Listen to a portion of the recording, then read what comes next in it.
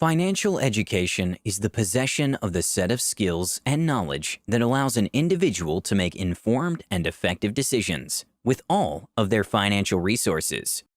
It is also called financial literacy, and it's extremely important in order for you to make progress and get ahead in life.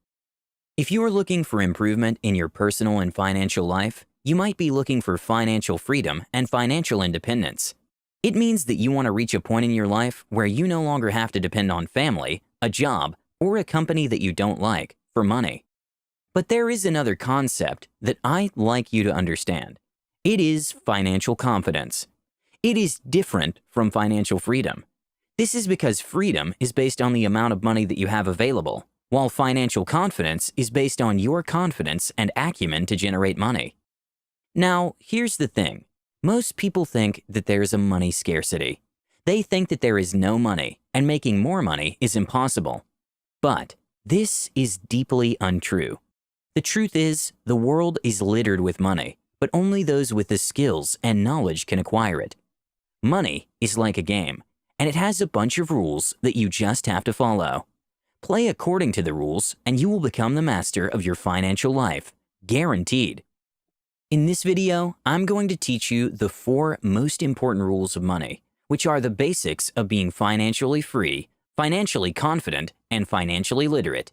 These simple rules that I will give you today will elevate your money game and take you to a whole other level you've never seen before, as long as you're hungry and dedicated. I'm going to give you all of this information for free. I don't sell books, webinars, or online courses. All the knowledge on this channel is free, so if you want to show your appreciation, click that like button and the subscribe button right now. It is actually very fascinating how all this information is becoming more and more available every day for very cheap or even for free. And everything is easily accessible with a couple of Google searches. So even if everything is at their fingertips, more than 90% of the population is still financially ignorant. Let me give you a quick example. Peter just got his monthly paycheck.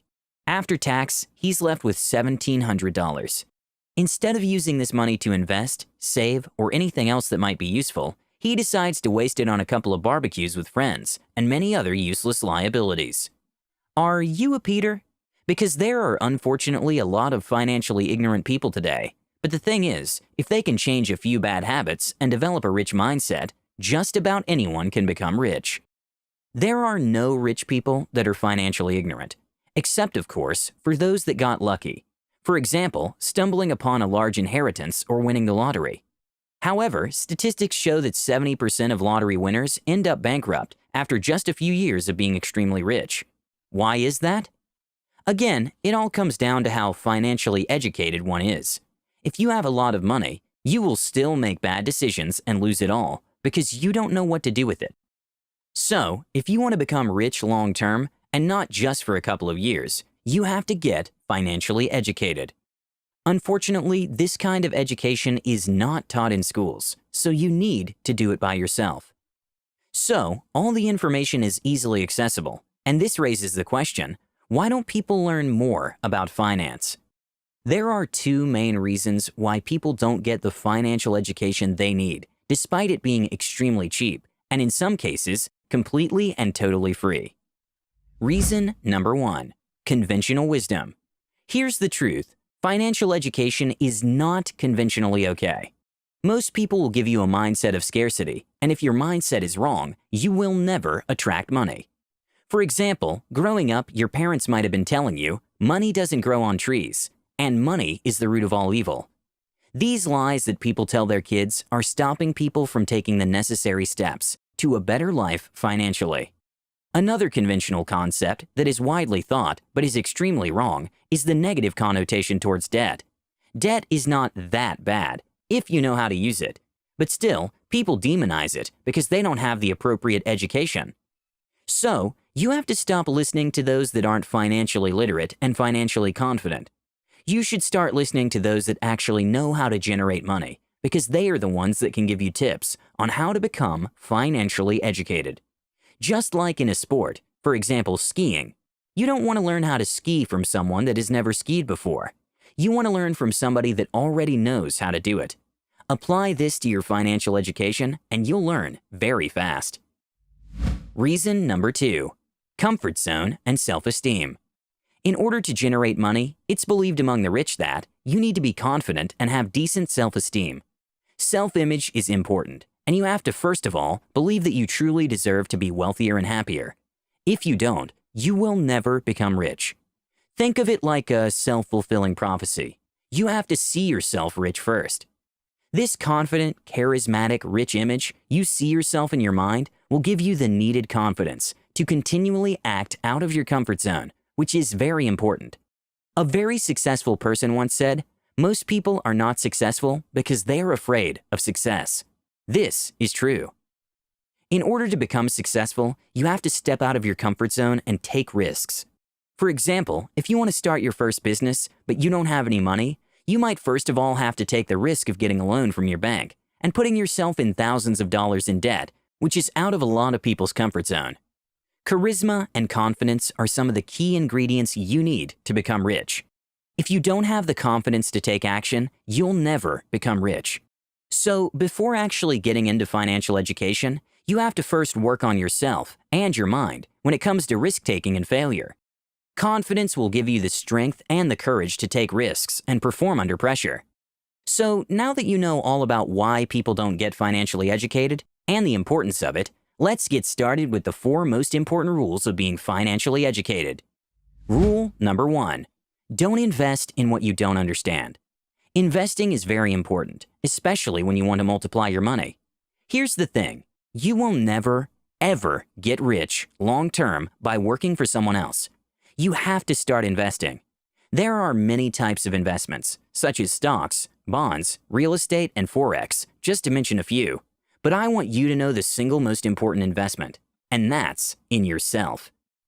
Invest in yourself. Before investing in anything else, you have to invest in the development of your money-making machine, your brain. Getting the knowledge necessary to operate a business, financial education included, is not optional. Your industry and your niche are going to eat you alive, unless you are always updated on what's going on. Stay up to date on all information that matters to you and to your success. Invest in your business.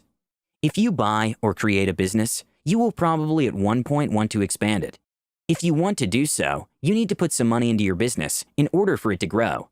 It's like a car. In order to make it run, you have to put gas in it. And a business is no different. In order to keep growing, it needs to be fed money.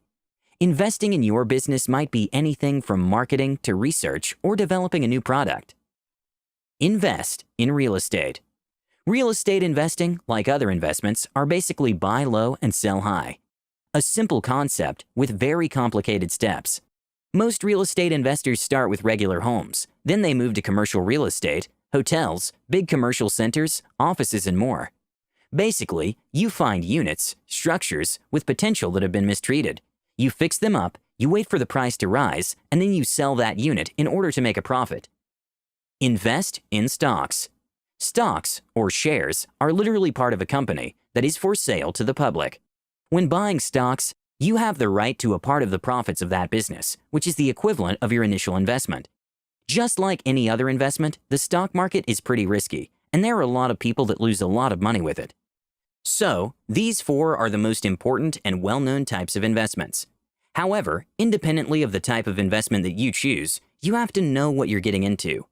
There are rules to follow, but equally, there's a lot of misleading information out there. A lot of people are willing to scam you just to take your money. So you have to be very, very careful who you listen to. Do heavy research before putting your money in something new. Or seek advice from a professional in that industry, preferably someone with skin in the game. Remember this rule. Never invest in something that you do not understand. Rule number 2. Debt is a powerful but deadly weapon. This one might be controversial, but the power of debt is underrated. All those that know how to use it will thrive, while those that are scared of it will miss a lot of opportunities. There is good and bad debt. Bad debt is anything that you know that you won't be able to pay off. For example, student loans. This is extremely painful, and it destroys the financial life of many people. We shouldn't ask 18-year-olds to make financial decisions of hundreds or thousands of dollars without considering the consequences. So be careful with that one, and only get in debt if you know what you're doing. On the other hand, good debt is the type of debt that you're absolutely sure you'll pay off, or you have a plan to pay it off, and it will also make you money. Getting in debt is a tool that you can use to get rich. For example, you might want to get a loan in order to start your business. If all goes as planned, you will pay off your debt and will be free to expand your business as long as you're always paying off your dues. Rule number 3. Think rich. Thinking rich is seeing yourself rich and acting rich. Essentially, you're playing the role of a rich person, and this might include living above your means. Living below your means is a defensive concept invented by financial gurus that to the most part is solid wisdom. I mean, we shouldn't live way beyond what we can afford, because that is how people end up in serious financial trouble. As long as you're disciplined and wise about what you're doing with your money, you have to also spend your money on things that give you confidence and make you feel good. Do you really think that depriving yourself of a couple of coffees at Starbucks will make you a millionaire? Instead of living below your means and saving a penny here and a penny there, start gaining new skills that will make you money in order to support your desired lifestyle. This single trick will have a huge impact on your mindset. You'll start seeing opportunities in places where you can make money. Rule number 4. Develop skills to acquire assets. Assets are things that put money in your pocket, while liabilities are things that take money out of your pocket. Your brain is your biggest asset, and you can develop it in order to be even more valuable. There are skills that are very demanded in the marketplace, and they all have 2 things in common. 1. They bring a lot of value to the market. 2. They make you a lot of money. So instead of working for someone else, start developing skills that will help you generate income from nothing, just by delivering results to the market. Figure out what best fits your abilities and develop your first high-income skills in order to gain the resources necessary to acquire more and more assets. Well, that's it for today's video. I hope you enjoyed it and gained value from it. If you did, give it a big thumbs up. Also, leave your thoughts down below. I'd love to hear them. With that said, don't forget to subscribe and enable notifications. Thanks for watching, and I'll see you in the next one.